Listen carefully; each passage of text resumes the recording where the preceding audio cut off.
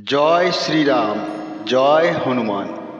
नमस्कार दर्शक बंधुरा, आज शनिवार और ये शनि और मंगलवार दिनटी बजरंगबलीर एकटू विशेष भावे पुजो हये थाके।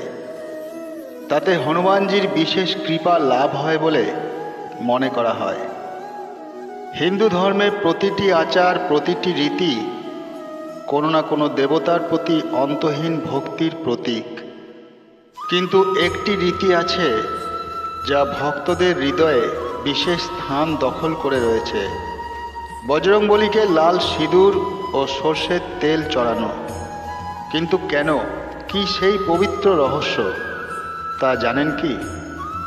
आज आमरा शुनबो एकटी हृदयस्पर्शी अलौकिक काहिनी जा जुग जुग धरे भक्तिर प्रतीक हये रयेछे।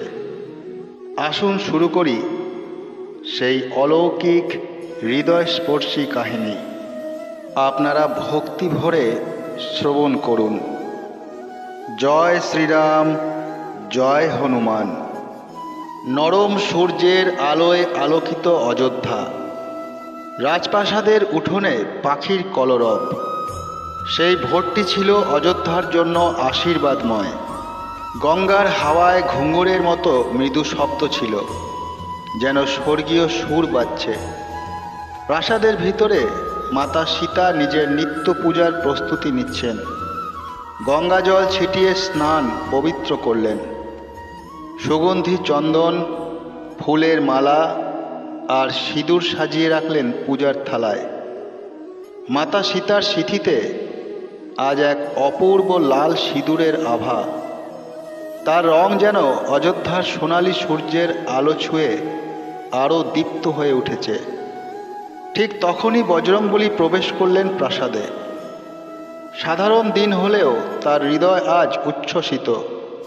ভগবান রামচন্দ্রের এক ঝলক দেখলেই তার চোখে প্রেম ঝরে।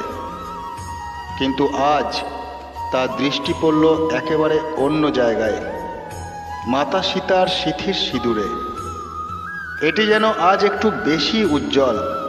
হনুমানজি বিস্মিত হলেন এবং গভীর কৌতূহল জন্ম নিল তার মনে। তিনি ভক্তি ভরে জিজ্ঞেস করলেন, মা, আজ আপনার সিঁদুর এত উজ্জ্বল কেন? সীতাদেবী তার সেই মায়াময় হাসি দিয়ে বললেন, হনুমান, এই সিঁদুর আমি পরি একমাত্র তোমার প্রভু শ্রী রামের জন্য। এটি তার আয়ু বৃদ্ধি করে, এটি তার রক্ষা করে, শক্তি দেয়, জীবনের শুভ এনে দেয়। মাতা সীতার কোমল কণ্ঠে বলা এই কথাগুলো বজরংবলীর হৃদয় আলো করে দিল।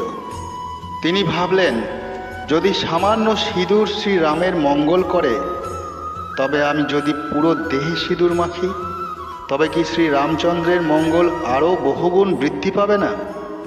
যে ভক্তি যুক্তির ঊর্ধ্বে, যে প্রেম সীমাহীন, সেই ভক্তি তখন বজরংবলীর হৃদয়ে আগুনের মতো জ্বলে উঠল। মাতা সীতার কক্ষ থেকে বেরিয়েই হনুমান দৌড়ে চললেন অযোধ্যার প্রধান বাজারের দিকে।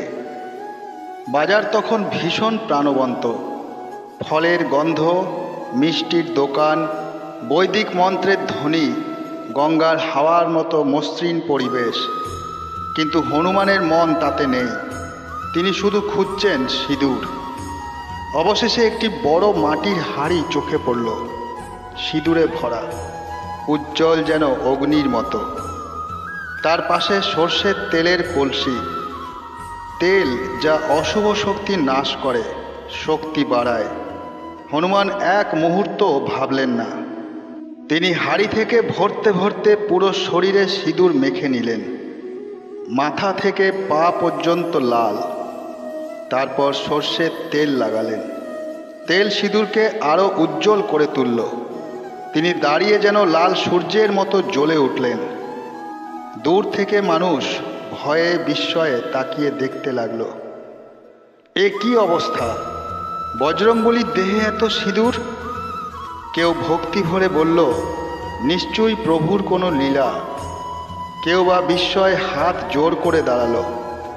হনুমান দৌড়ে চললেন প্রাসাদের দিকে।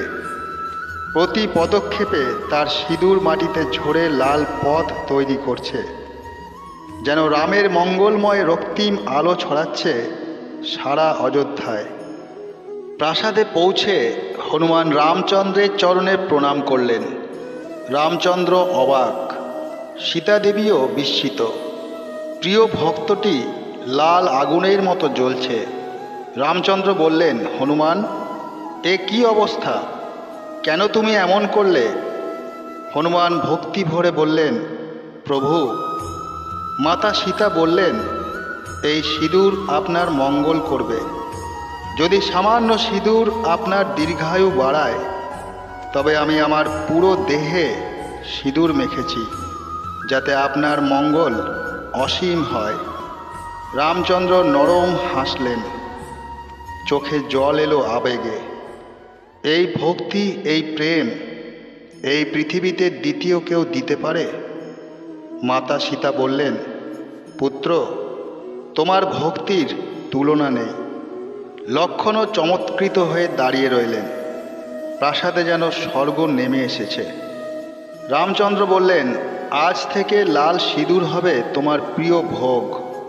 যে ভক্ত তোমাকে সিঁদুর ও সর্ষের তেল নিবেদন করবে, তারা পাবে শক্তি, সাহস ও অশুভ থেকে মুক্তির আশীর্বাদ।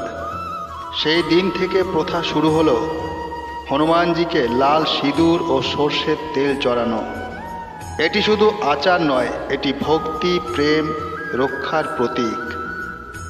এই কাহিনীর আড়ালে রয়েছে গভীর প্রতীক। লাল সিঁদুর অগ্নির মতো শক্তি, শত্রুনাশ, সাহস, উদ্যম, রক্ষা কবচ।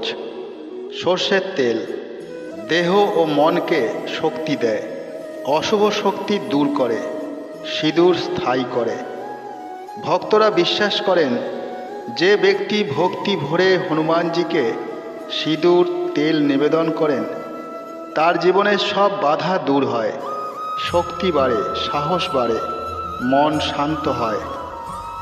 সত্য ভক্তি কখনো যুক্তির উপরে চলে না, এটি চলে হৃদয়ের অনুভূতিতে। হনুমানজির ভক্তি আমাদের শেখায়, ঈশ্বরের প্রতি নিঃস্বার্থ প্রেমই সর্বশ্রেষ্ঠ শক্তি। যে ভক্তির শক্তি রামচন্দ্রকেও আবেগে আপ্লুত করে, সে ভক্তি আমাদের মনেও থাকা উচিত। জয় শ্রীরাম, জয় বজরংবলী। বন্ধুরা, এই কাহিনীটি যদি আপনাদের ভালো লেগে থাকে, একটি লাইক করে দেবেন এবং আপনজনদের মধ্যে শেয়ার করে দেবেন, এবং কমেন্ট বক্সে জয় শ্রীরাম ও জয় হনুমান লিখতে ভুলবেন না। এই ধরনের কাহিনী এবং ব্রতকথা পাওয়ার জন্য চ্যানেলটিকে সাবস্ক্রাইব করে পাশে থাকা বেল আইকনটিকে প্রেস করে দেবেন। সবাই সুস্থ থাকবেন, ভালো থাকবেন। ধন্যবাদ।